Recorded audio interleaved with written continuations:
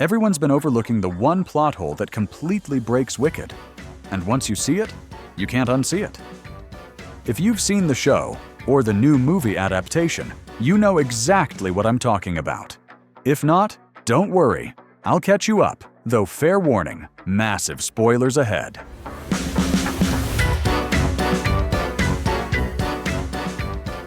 For the uninitiated, Wicked is the untold story of the witches of Oz, showing us events before and concurrent with the famous Wizard of Oz tale we all grew up with.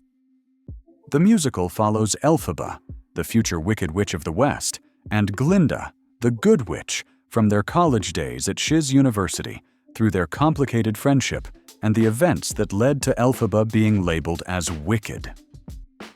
What makes Wicked so brilliant is how it subverts our expectations.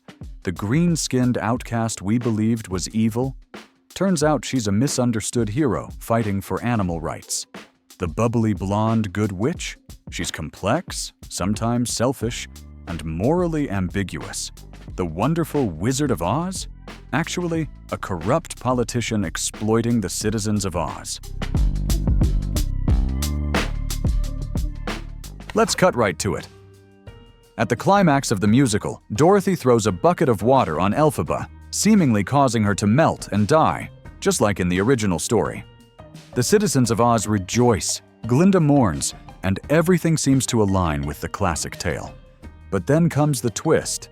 Elphaba didn't actually die. She faked her death using a trap door.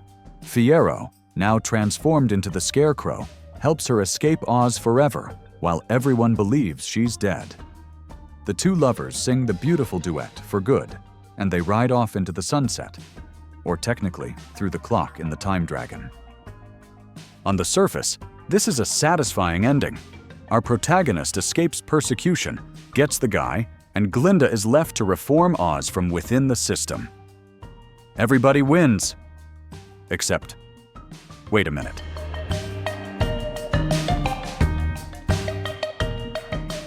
Here's where everything falls apart.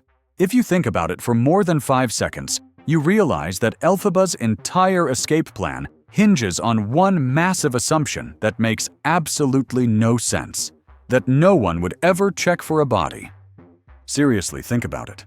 The most feared and hated figure in all of Oz, the person they've been hunting for years, the subject of nationwide celebrations when she supposedly dies, and not a single person thought to verify there was actually a corpse? No soldiers? No wizard's guards? No curious citizens peeking under the dropped curtain to see the remains of the infamous Wicked Witch? This isn't just a minor oversight.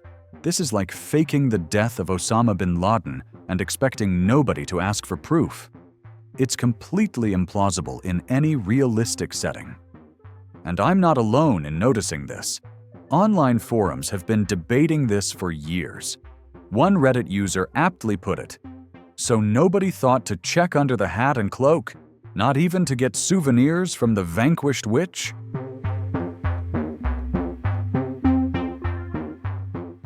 The plot hole deepens when you consider the timeline. In the musical, Dorothy is still at the wizard's palace when Elphaba is killed. We know from the original story that Dorothy brings back the broomstick as proof of the witch's death. But what exactly did she bring? Just the broomstick? Did no one ask about the body?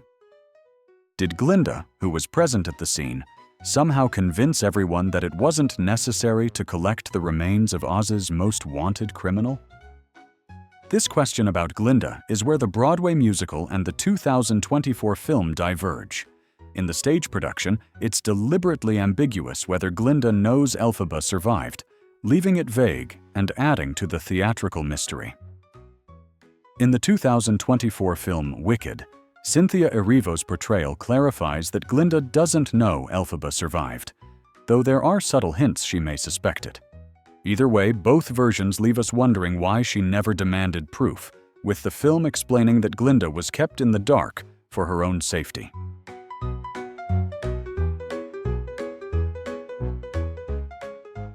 Fans have tried to patch this hole with various theories. Some suggest that Glinda used her authority to keep people away from the scene, claiming it was too dangerous. Others propose that there was mass hysteria and celebration that distracted from proper procedure. The most common explanation is that water is believed to completely dissolve witches in this universe, leaving nothing behind to find. But here's where it gets interesting. There's actually a significant difference between the musical and Gregory Maguire's original novel. In the novel, Elphaba is genuinely allergic to water. But in the Broadway musical, water poses no actual threat to her whatsoever. The entire rumor that water melts witches is just that, a rumor that becomes crucial to her escape plan. So when Dorothy throws that bucket, it's not actually dangerous. It's theater. This actually makes the plot hole even more glaring, because Elphaba needs the trapdoor precisely because the rumor isn't real. She has to fake melting because she knows that if she just pretended to dissolve, someone would eventually come looking for the actual body of the most wanted woman in Oz.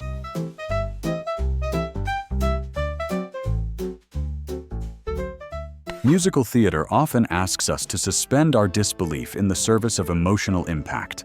The fake death may not make logical sense, but it gives us that cathartic for good duet and allows our protagonist to escape the persecution she never deserved. In many ways, this is exactly what makes musical theater special.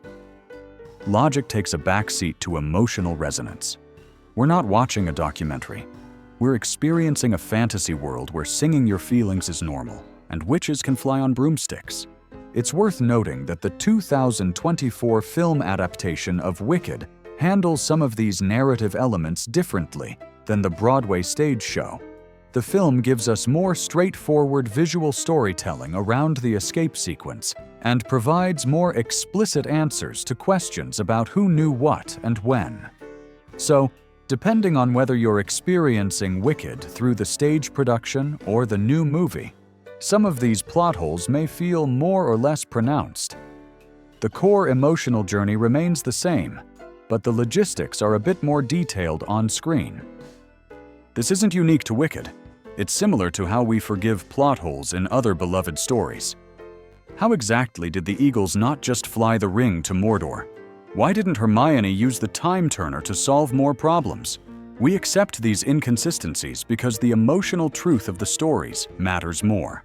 When a story resonates deeply, we're willing to overlook logical flaws in service of the larger emotional truth.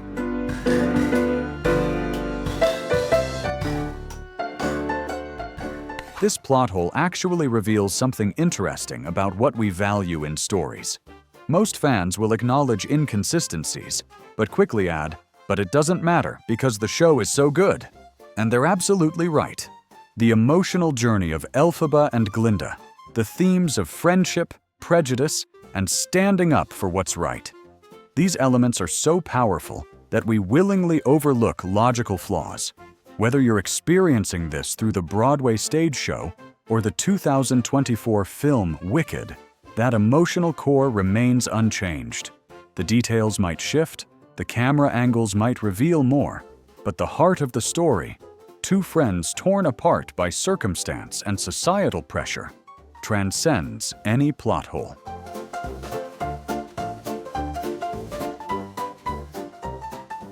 Another way to look at this is through the lens of unreliable narration.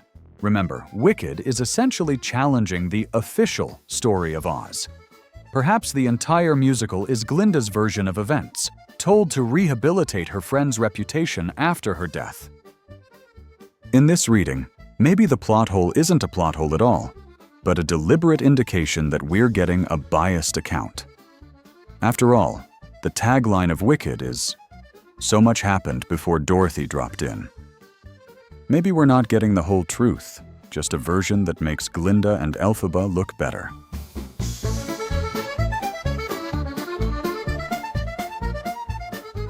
Despite this glaring plot hole, Wicked remains one of the most beloved musicals of all time. It's been running on Broadway since 2003, has produced multiple international productions, and finally got its film adaptation in 2024, with a sequel coming in 2025. That's because, at its heart, Wicked isn't about logical consistency. It's about friendship, defying expectations, and standing up for what's right, even when the whole world is against you. The emotional journey resonates so strongly that we're willing to overlook the logistical problems of Elphaba's escape. And perhaps that's the point. The musical asks us to look beyond appearances, to see that the wicked witch is actually good, that the wonderful wizard is actually corrupt. It's teaching us the same lesson about storytelling. Sometimes the emotional truth matters more than logical perfection. So yes, Wicked has a massive plot hole at its climax. But like Elphaba herself, we should defy gravity and rise above such earthly concerns to appreciate the beauty of what the story accomplishes. What do you think? Is this plot hole too big to ignore, or does the emotional satisfaction of the ending make up for it? Let me know in the comments below. Thank you for watching another episode of Everyday Nuggets. If you enjoyed this episode, please like and subscribe for more videos. If you have suggestions for other everyday things you'd like to know about, please leave them in the comments below. Stay curious.